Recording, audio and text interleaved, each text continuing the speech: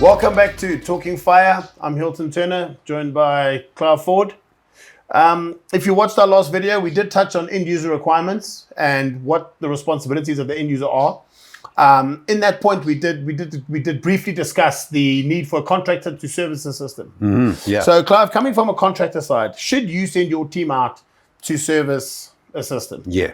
And you find non-compliances, you find faulty devices, you have concerns with the system. Yes. What does the standard require that you as the contractor, what is your responsibility in educating the end user as to what needs to be done in order to get the system compliant, to get the system functional? Okay. So, it is not the service technician's responsibility to do a design review. When he goes to do a service, he's obviously going to ask you for your OEM manuals, your design that you should have, because as your system is handed over to you, you got your design certificate, your installation certificate, commissioning certificate, and a handover certificate. Okay. That gives him information of what they should be. So then he goes around and tests the system and sees what happens, what doesn't. And he gives you a report back to say this is working or not working, and it's compliant or not compliant. It's not actually his job to say that you've done this. However, it's good business practice and it's good practice. So he would then go back to the office and he gives you a report of the system is working or not. I'm just checking here. Accordingly, it's not necessarily the case that non-compliances with the standard will be identified at the time of service. But like I say, it's obviously good practice. You need to tell the client that your system is compliant or not, so that they know about it. Part of this, when he does the service, make a note of any building changes. You as the end user, you've got a fire system and it's been designed to do a specific job. So if you got a big open plan office and there's a detection system put in and you decide we're going to subdivide everything and everyone's going to have their own little office, tell the end user that you're doing these changes because it does affect your design certificate, because it could have been designed to this standard and now you've changed it, well, not standard but layout, and now you change the layout and your detector spacing and your detector layout is completely wrong. It's good practice. You paying money for this thing, make sure that it's working for you, okay? If you change the occupancy of your building, so you got a big warehouse and it's been used for storing cars for people that have gone overseas that have immigrated. And next week you sell the building and somebody else takes it over and they decant flour there, which has happened to us. So it started off as a storage facility. The next thing we go and do a service and they get big boxes of flour and they decant it into smaller packets and sell it off. All of a sudden there's clouds of dust and they're setting off the alarm system, the fire alarm system, and those are not false alarms, they're unwanted alarms because the system is working. But your occupancy of the building has changed. So therefore, the way the system was designed originally is not compliant to what you're actually doing there today. Okay. Now, just to throw a spanner in the works. Okay. So now we've changed design criteria. Yeah. Okay. For example, let's take the flower, for example. You might have beam detectors and you're saying now you want to get a coincidence alarm on the beams. So there's programming changes. Yes. How does that change the handover document? So now if we've changed design, we've changed programming on the panel. Is it the service company's position to reissue a design certificate and reissue a commissioning certificate? Or how does that work in terms of, because now, for example, if they've taken a warehouse and they've decided to build it into a student accommodation. Yeah.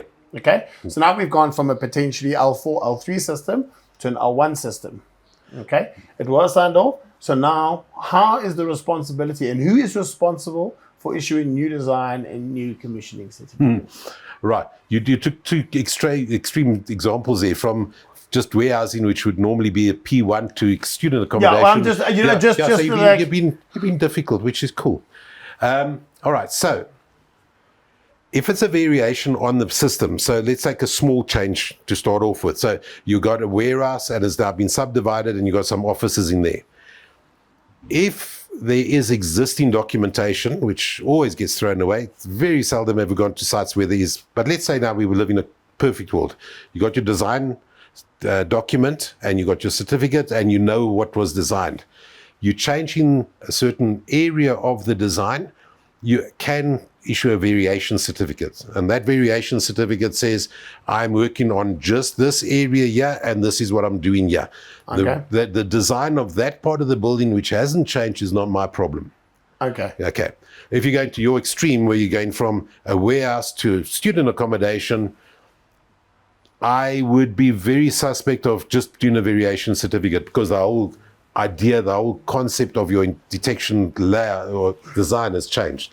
I would then go, all right, put the brakes on here, let's do a redesign, and then we do that. Okay. And I just, Yeah. hypothetically speaking, I just think that the need for, and insurance companies are becoming more and more aware of Definitely, this. So I yeah. think contractors need to protect their clients, being Yes. the end users, in terms of providing them with the correct documentation. Yes. That, unfortunately, we sell fire, we sell systems that effectively you want to work when tested, but you never really want them to work in a You real hope life that you never scenario. need it. Exactly. Yeah. So, yeah, thanks for touching on that. We will maybe we'll just discuss that in a bit more detail with regards to variation certificates and when and who's required. But I think it's important that the service company does at least inform their end user of non-compliance. Correct, And yes. it should be documented Yeah. just so that So- they are aware of it. What you need to keep in mind is any certificate that you're signing. So you're a designer, I'm a designer, I'm signing a design certificate. If stuff goes wrong and you end up in court, you are the responsible person for that. Okay? You've said, I'm clever, I've done the design, and it's compliant to what is required for that building. Now, the information that you received was, this is a warehouse, I designed it according to the requirements of a warehouse, and the place gets changed and it's now accommodation and the place burns down. You have got a record to say that it was designed as a warehouse and it was designed to this category of detection. That's the end user's responsibility. However, if you take over a building or a site and they didn't have a design certificate, you've got to be very comfortable, if you're going to issue a design certificate for that you have made sure that the system is correct and is working properly, because ultimately it's your name on that piece of paper. I think responsibilities are, I think people look beyond the responsibilities in terms of a fire, in terms of loss, and in terms of the power of insurance companies. Yes, yeah. So, And realistically, do you want the thought of somebody dying and you've done an incorrect design on your conscience because it's not been done properly? You must make sure that as far as humanly possible, you are covering yourself, that if anything does happen to go to court, that you can stand there and go, it's been done to the best of my ability and it's been done within the standards requirements. 100%. Well, Yeah. I hope, we will definitely touch on the variation design certificates. Yeah, yeah. In maybe our next series of videos. But I think once some again, of the old ones we did talk about certificates. So just have. and if anyone has any questions with regards to end users, contractors working in the situation, please, once again, to be quite honest, whether you're a member or not, please rather reach out and request information and help this industry, go in the correct direction, Do which the is proper forward thing. and up. Yeah. Exactly. Lovely. Well, hope you enjoyed the video, and we will see you guys again soon.